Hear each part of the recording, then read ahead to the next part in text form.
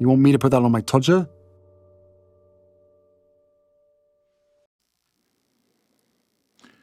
The Unmemorable BJ.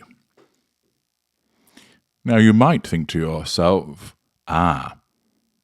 is her BJ unmemorable because it's not very good? Well, it's suffice to say that if you're undertaking a comparison of what the Duchess of Sussex's mouth is used for, then any noshing off that she might provide, and does so even with the modicum of enthusiasm, is bound to be superior to what ordinarily she uses her mouth for, flapping her gums and issuing beige word salad and fridge magnet platitudes. Accordingly, this isn't a pronouncement upon how memorable or otherwise her oral skills are with regard to the application of sexual seduction. Indeed, given the lack of otherwise talent, it's highly likely that she's proficient in this, able to suck a golf ball through 40 feet of hosepipe, and that's why, at least initially, Harry wandered around with a big grin on his idiotic face. No, this isn't about the quality of said noshing, but rather is about the fact that when she performed a BJ, she was deemed to lack any memorable qualities. The Royal Observer, in an article by Charles Switzer, tells us, "None of us remember her. Harry's wife's raunchy scene on 90210 failed to make an impression on the cast. Oh dear." The Narcissist must be memorable. As I've explained to you in parts passim of when Harry's wife met H.G., she often doesn't remember people because she is the central character, and unless there is real consequence to remembering, many people just sort of flicker in and flicker out of her mind. They all blur together because she's focused on herself rather than actually remembering other people. More about that series soon. Accordingly, Harry's wife will often not recall people, but she always expects to be noticed. The way that her narcissism functions and the delusion that it creates causes her to expect that everybody else is looking at her. Whether when she's walking down the road, that a man looks at her and she thinks, he fancies me. He probably just glanced at her and didn't give her a second thought. But in order to give her that sense of control, her narcissism basically whispers in her brain, he fancies you. Thus it creates a subconscious sensation of control.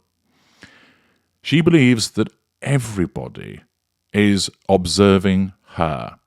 Now, of course, there is some force in that argument because she's internationally infamous. However, way before she gained any prominence as a consequence of marrying old ginger bollocks, she still thought that she was the centre of everything, that she was the main draw, that she was the grande fromage. You only have to see her when she would sashay into a room or when she was undertaking an interview or appearing on one of those boring red carpet events for Suits. She behaved as if she was the star of the show, that everything revolved around her, that she was the most important one. And therefore, occasioned by her narcissism, she has to be remembered. She must be memorable. She is lasered into your brains, always to be remembered, always to be admired, lusted after, whatever it might be. However, as this article tells us, that wasn't the case when she appeared in Beverly Hills 90210. Harry's wife's Blink and You'll Miss It cameo on 90210 back in 2008 failed to make an impression on the show's main cast. Based on the raunchy act her character was engaging in, the Duchess of Sussex probably hopes people have forgotten the scene. Well, this is the paradox for her. Her cast members don't recall her, but everybody else knows that she was getting down there and engaging in a little bit of head bobbing as she performed a BJ.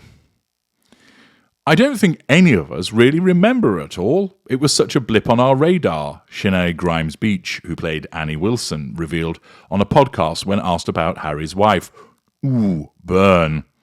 The failure to remember her wounds Harry's wife. Admittedly, it won't be a huge wounding because it's only coming from a tertiary source, but then there becomes a greater threat to control, which is repeatedly the problem for Harry's wife. She's gained this international prominence, but with it comes the amplification of all of her failings.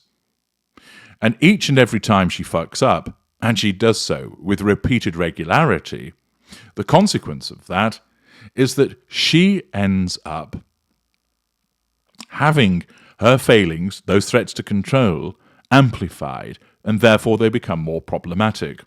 The fact that Sinead Grimes-Beach didn't remember her is only minor wounding. Indeed, Harry's wife probably wouldn't even know about this failure to remember her, and otherwise it wouldn't impact upon her. But then, when it's picked up in a blog, and then is picked up in my video, and starts to gain greater prominence, and other people comment upon it, where she becomes aware of that, the amplified threat to control manifests for her. The article continues by explaining the future British royal filmed her segment shortly after Deal or No Deal stint, as a briefcase model expired on the NBC game show. In the brief scene, Harry's wife played a character named Wendy, I assume she was known as Bendy Wendy, who was seen performing a sex act on Dustin Milligan's character Ethan Ward while in a parked vehicle. Annie, who is dating Ethan, walks up to the car and catches the pair in the act. Shocking. The Duchess would go on to say that she felt objectified during her time on Deal or No Deal, although, as we've explained in parts passim, she certainly did a very good impression of somebody who was not objectified, and that's simply a revision of history and bringing up the past. And this view likely extends to the 90210 cameo. Well, of course, if she was such a strong and independent feminist, she wouldn't have taken the role in the first place, but we all know that she's a faux feminist, and she just talks about that because her narcissism causes her to believe that it's a good idea. When talking about that era of her acting career, the Suits star shared on an episode of her Axed podcast, "When I look back at that time, I'll never forget this one detail, because moments before we get on stage, there was a woman who ran the show, and she'd be there backstage, and I can still hear her. She couldn't properly pronounce my last name at the time, and I knew she was talking to me because she'd go, 'Harry's wife, suck it in. Harry's wife, suck it in.'"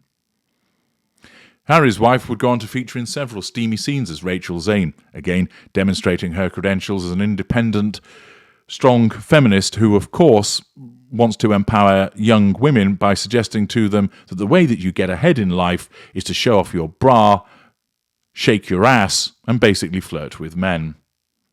Prince Harry wrote about watching his wife act in compromising situations in his memoir Spare.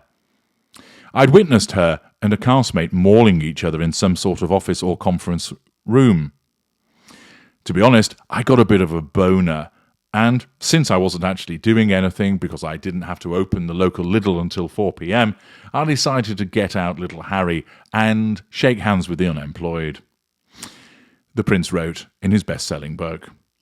According to royal author Andrew Morton, Queen Elizabeth II and Prince Philip never heard of the show once Harry made up his mind after proposing to the actress in 2017.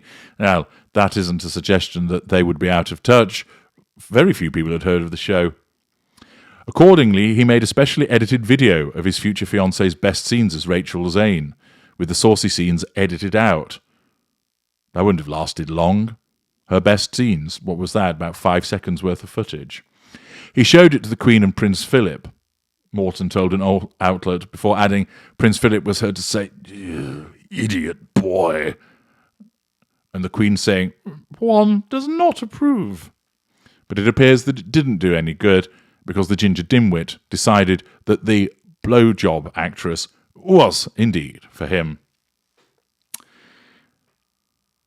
Notice here that it is riddled with her hypocrisies, that she holds herself out as being this independent and strong feminist, but her behaviours are to the contrary. This is a common feature with a narcissist, says one thing but does the opposite. It doesn't mean that somebody who behaves that way is automatically a narcissist. It is an indicator rather than the determinative factor. But since we have assessed that she is a narcissist based upon so much evidence, we can see time and time again the hypocrisies of her narcissism in action. I'm H.G. Tudor. Thank you for listening.